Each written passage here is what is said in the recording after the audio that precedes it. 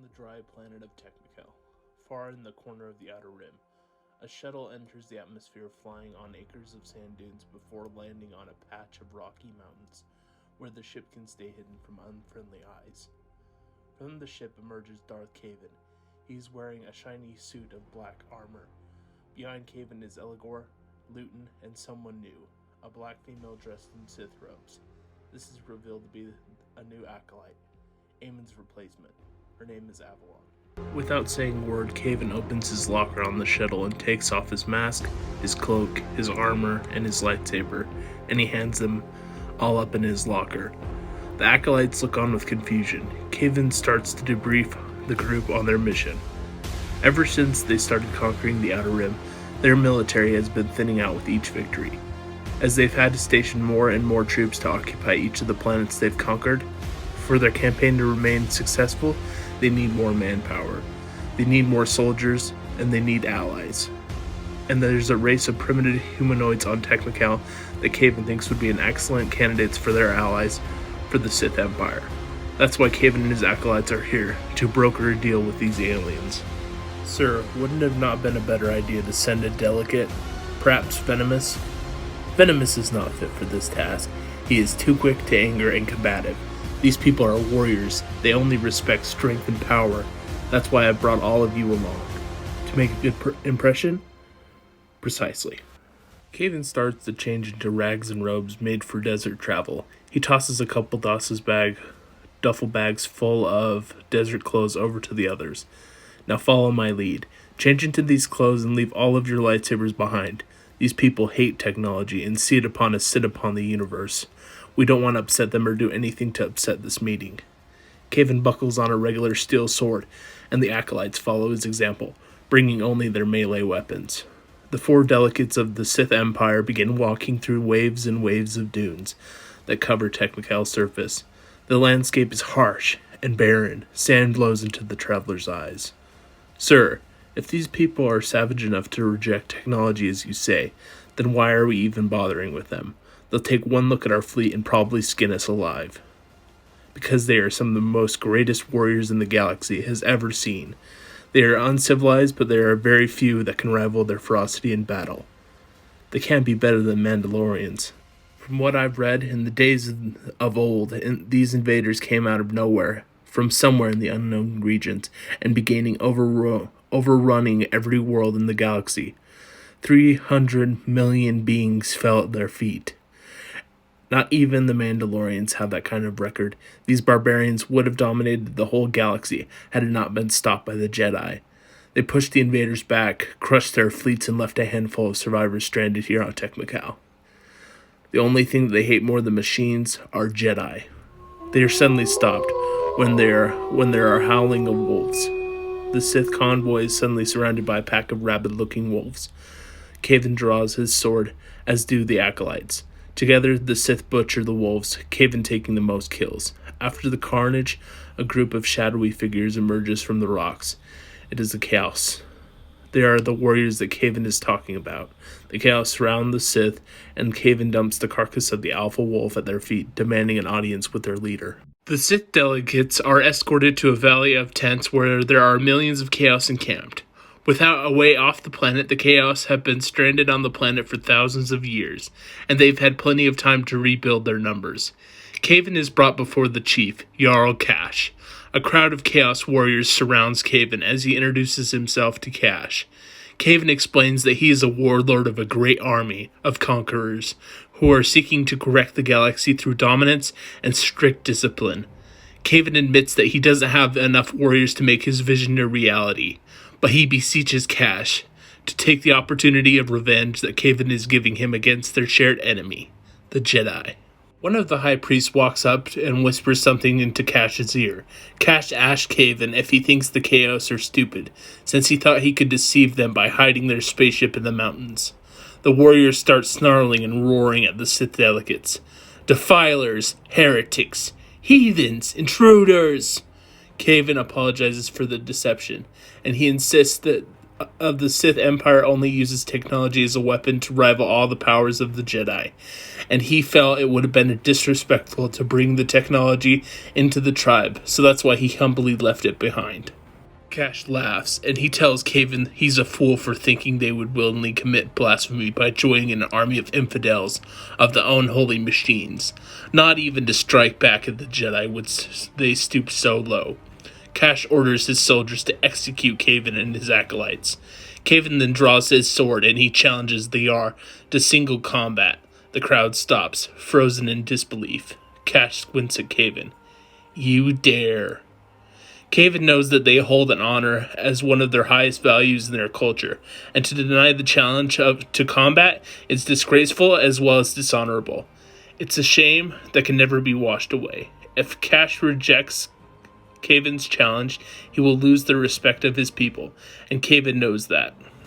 Kavan says that if he wins the duel, then all of the warriors will pledge their allegiance to the Sith Empire and help them defeat the Jedi and the Republic. And if Cash wins, then Kavan and the rest of his acolytes will become their slaves. Cash accepts these terms, and when he stands, a snake will uncoil on the ground and slither up Cash's leg, spiraling up his body until it reaches his arm, where it then slides into his hand. The snake will hiss at Kavan, and then Cash will whip out the snake like a whip. These snakes are pretty cool. They can be used as a whip, or in the context up and be used as a staff or spear. They are pretty durable. Of the scales of the snakes can go super hard and can even withstand a couple of hits from a lightsaber before dying.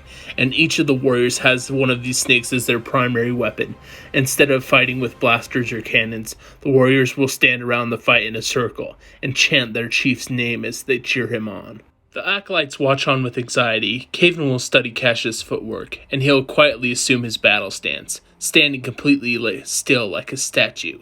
Kavan is poised like a samurai of old, waiting, watching. Kavan will then close his eyes and then slowly open them, revealing his true trademark golden eyes of the Sith, as he gives himself completely over to the dark side. The snake will then launch itself at Kavan, and he'll dodge it before he starts running straight up over to Cash, sliding on his knees and then slashing him in the ribs before coming up behind him, stabbing him in the back, and then decapitating him. Cash's corpse lays on the ground. Silence overtakes the crowd. In less than a minute, Kavan killed their greatest champion. Everyone is in shock, even the acolytes. Cash's snake will then slide over to his corpse, examining his body. A pool of black blood begins pouring underneath the corpse. The crowd starts to murmur and whisper to each other. The high priest steps forward to Kavan. "Mobilize your men. I want your hordes ready to move out by dawn tomorrow. My ships will come to pick you up." The high priest acknowledges this command and will reluctantly nod. Kavan will then turn around and begin walking to his ship. The acolytes will hurry after their leader, and as the warriors move aside to let him through, they steer him up and down. Some of them stare in fear, some with angry bitterness, while others are completely in awe. Some warriors will spit on the ground with disgust, while others will whisper in each other in admiration. But regardless of how they feel, not a single warrior lifts a finger against him. Their code of honor forbids it. The acolytes look up to each other with surprise. That was one hell of a show. That's why he's our leader. The Sith delegates proudly march back through the dunes, adding another victory underneath their belts. And that is the end of Scene 1. We cut to a meeting of the Supreme Council of the Sith Empire's military. At the table is Elliger, Luton, Avalon, Ruby and a new face, General Cepheus and a handful of other generals. Kavan walks in. Kavan addresses the council and informs everyone who doesn't know that the Kaios will be joining with the Empire. General Cepheus asks a question about the morality of aligning themselves with savages. But he falls in line when Kavan gives him a strategic answer to all of the questions. We cut to a shot of the Kaios getting picked up by the Star Destroyers and how the two armies are behaving together. It is here where we see that the Vendetta Legion and the rest of Kavan's army have abandoned their traditional black and white armor and have taken up red and black armor. Kavan will then go to the hangar of his flagship where we see platoons of Vendetta Legion and Chaos are assembled. He'll give a short but sweet speech about how this new alliance will usher in a new era of stability and control. He'll make a quick remark about how his legions have risen above the shell of being naive with their white and black armor and have taken up the red armor in a sign that now is the time for war. Kavan tells them that they will be the flame that will light the fire of fury that will engulf the galaxy. All of the warriors salute Kavan. Kavan is bold, cunning, powerful, logical and determined. He's a source of terror but also a source of inspiration for his troops, but most importantly he gets the job done. That is why the Sith Empire respects him so much. He's taking bigger strides than any Sith Lord before him, and he's accomplished more now than anyone before him has ever done in his shoes. We open on the planet of Kashyyyk, where the Republic holds a large military base. We see N'Qual sleeping in bed. We see him experience a dream where he is a child again, alone in a dark cave. He's trying to find a way out, calling out to his father. He turns around to see a dark version of N'Qual from his days of being a Sith. The shadowy figure holds its hand out to young N'Qual. "Come with me and I will take you to your father." Dark N'Qual tries to give a friendly smile, but his twisted smile frightens the young boy away in fear. Dark N'Qual growls with impatience as he suddenly pounces on the young child. True N'Qual wakes up in a cold sweat, gasping for air as the nightmare ends. As he turns to look outside the window of his hut, N'Qual sees that dawn is just starting to peak on the horizon. We cut to N'Qual sprinting through the jungle. A blindfold is tied around his head, and now it is early afternoon and N'Qual is passing through one of his Jedi trials, running through an obstacle course where he has to rely on his senses to overcome multiple obstacles in his way, such as leaping ravines and blocking training droids. N'Qual will have a staff in his hands to defend off a pack of Wookiees warriors who ambush him along the trail. One of those Wookiee being a Republic soldier named Engineer. Relying solely on his senses and his connection with the Force, N'Qual safely evades each of the threats and manages to dodge all the Wookiee attacks before pressing forward. Finally, he reaches a canyon with a lake at the end of the jungle, and at the center of this lake, sitting on top of a little rock, rests a Kyber crystal necklace that Kavan gifted his son when he was younger. Master Falstar reveals himself standing on the top of the canyon, and he calls down to N'Qual, congratulating him for his performance in the trial, but before he can pass he must complete one final task. Falstar lifts up his hands and N'Qual can hear a roar echo through the canyon, and the ground begins to shake. A creature native to Kashyyyk called the Mistangerd emerges from the cave nearby, being mind-controlled by Falstar. The Mistangerd stands between N'Qual and the Kyber necklace. "Now retrieve the necklace, but do not use lethal force." Using his acrobatics, his trust in the Force, and Falstar's white lightsaber, N'Qual is able to outsmart the Mistangerd and force it to retreat back into its cave. He reclaims his necklace and moves his blindfold, earning applause from Agener and the rest of the Wookiee warriors who are watching on from a distance as a reward for passing the trials given. Falstar allows N'Qual to craft a second lightsaber, telling him that he is the first of the new Grey Jedi. He begins telling him that during the days of old, Padawans would have to pass 5 trials that included the trial of skill, the trial of courage, the trial of spirit, the trial of flesh, and the trial of insight. But seeing how they're not exactly Jedi anymore and are moving forward and being Grey Jedi, Falstar decides not to stick with this formality, and he allows him to be knighted after passing the trial of skill. The Wookiees will then cheer N'Qual on. Falstar and N'Qual will take a short walk in the woods by themselves. Falstar asks him if his nightmares are continuing, as he confirms that they are. Falstar warns him as a Grey Jedi who practices both the light and the dark sides of the Force. It is very easy for a person to be very tempted to keep using the dark side if they indulge in it too much. That's what happened to Kavan. It's very possible to happen to him if he slacks off at all. In his self-control, it's critical that he sticks to the discipline techniques that Falstar taught him, and that anyone can be corrupted by the dark side. But because of his temper, he's much more susceptible than most others. What can I do to fix it? For you, I can see the anger will be something that you will struggle with for your whole life. There's no escaping hate, it will always be part of you. That doesn't mean you have to let it control you. Use what I've taught you to keep your inner peace strong. It's done through small everyday acts of kindness and love that will keep the dark side at bay. Thank you, Uncle. Nqual suddenly catches himself, his face goes white with embarrassment. He stutters and asks Falster for forgiveness. But Falster just warmly smiles at him.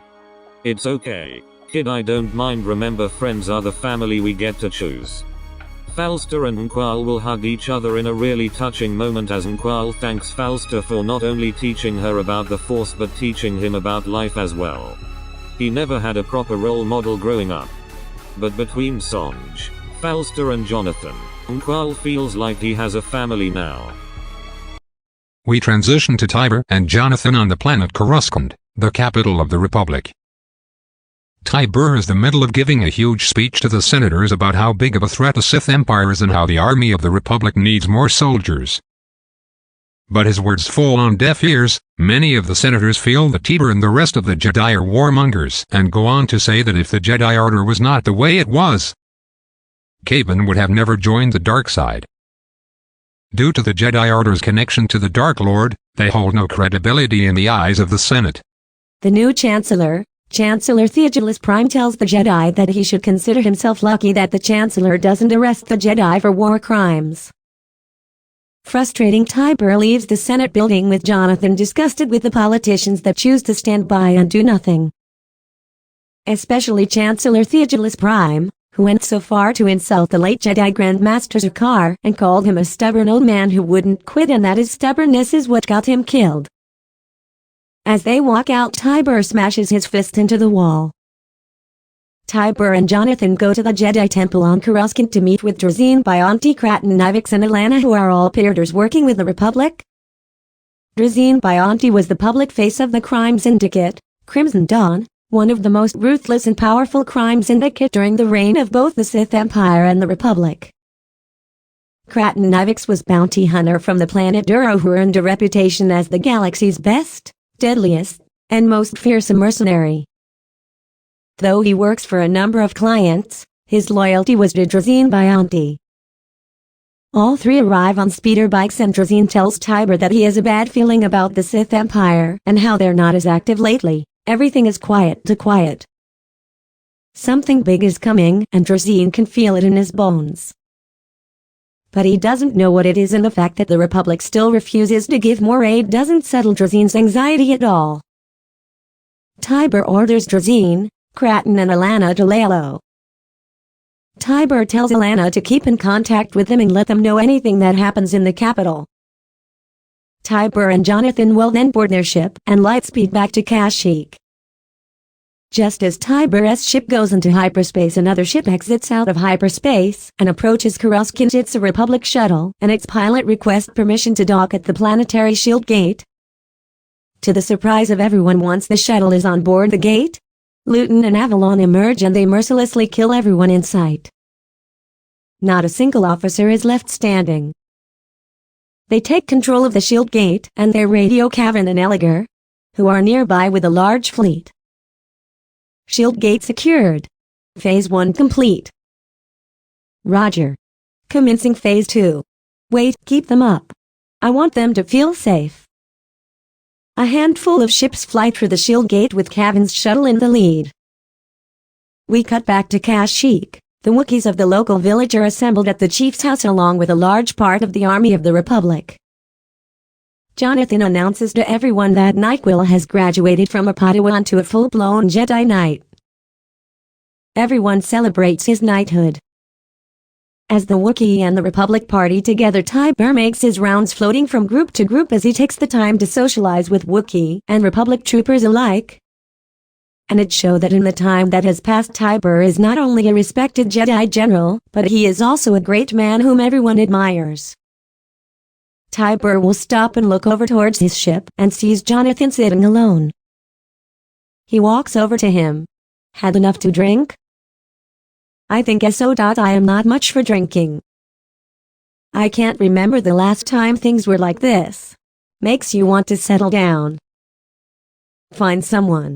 They both laugh as Jonathan looks longingly at Tiber as the scene fades to the starry sky. Scene 5. We open on the planet Mustafar where Venomous arrives on planet in his shuttle. He walks towards a dark temple in the distance, and as he gets closer the voice from before calls out to him. My friend. Show yourself. A shadowy figure approaches. Who are you? I was hoping your master would come with you. What do you know of my master? Everything. I'm only going to ask you one last time. Who are you? I have been known by many things in my lifetime. The Sun. The Dark One. But you may call me Kaiben. What? I know that name is... As you should. I was the first Sith. After my death I was made a god. I'm the being for whom the crystal, that powers that blade. He points to Venomous's lightsaber. Empires have risen and fallen since my birth, great ages of the galaxy have passed, but here I stand before you. What do you want from me? I want you to fulfill your destiny. Your purpose is to be my apprentice. Venomous is speechless. With this helmet you will have all my power in the mortal world, and you will rule in my place. Venomous reaches out with the force and pulls the helmet to himself and slowly puts it on, but as soon as it's on his face, Venomous falls to the ground and the smoke seeps into the helmet, and Venomous is possessed by the spirit of Kaiben. Foolish child. So naive. He looks at Venomous' lightsaber as it dissolves in his hand. Kaiben walks over to a pillar nearby and uses the force to pull a hilt out of the stone. He ignites it and it appears to be a red dark saber. Scene 6. Back on Coruscant there are two Jedi Knights sitting in the meditation chamber in the temple. All is peaceful until one of the men notices that the holo screen nearby is interrupted and replaced with live footage from another broadcast. This broadcast is being displayed on every digital screen on Coruscant. This interruption captures everyone's eyes. As Luton appears on the screen holding Chancellor Theogelis Prime at lightsaber point, Luton will then give a huge speech. He will announce to everyone that the planet is under the patrol of the Sith Empire and the Senate is being held hostage as well as all of the families of the Republic's military leaders, and if anyone raises a finger to stop them, the Sith Empire will not hesitate to execute all of their hostages. Defiance will not be tolerated, and to prove that they are serious, Luton decapitates the Chancellor, threatening the rest of the planet that they will share in his fate if they do not fall in line.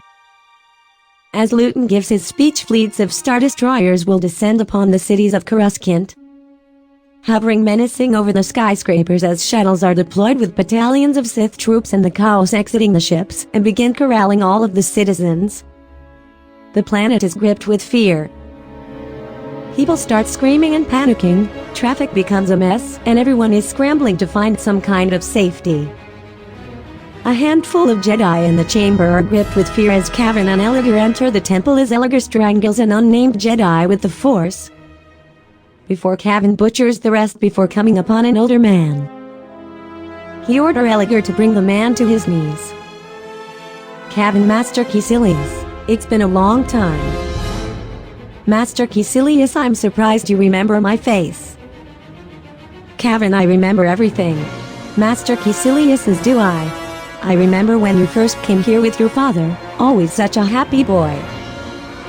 Kavin, I haven't been happy for 1 minute of my life. Master Caecilius, even now? How embarrassing. Kavin lifts his lightsaber and kills the old Jedi.